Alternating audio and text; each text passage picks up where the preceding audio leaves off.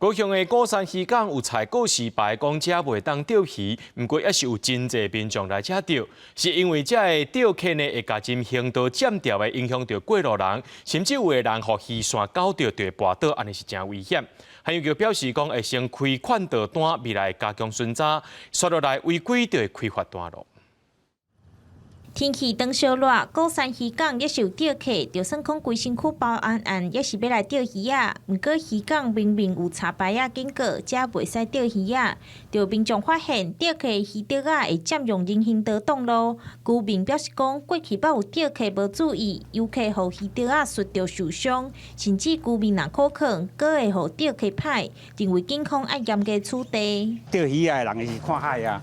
伊要摔的话，伊要摔的就是伊无看后壁讲有人啊无人啊，啊是讲多人都要过，啊都来摔的，啊捌你搞一届。我会使个好强者袂使钓啊，无警察来来。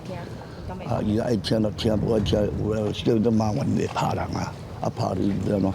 高雄市目前有16大合法的钓鱼区，独独鼓山渔港无开放钓鱼，是因为渔港伤晚近徛基厝，加上边仔是鼓山鱼市场，游客真多，并无适合钓鱼啊。根据海洋局统计，鼓山渔港平均一个月会开出60张的款钓单，到打也未正式罚款。若是钓客第二届搁伫遮违法钓鱼啊，才会正式开罚单。加强巡查，以维护该区域人行道上的旅客及行人安全。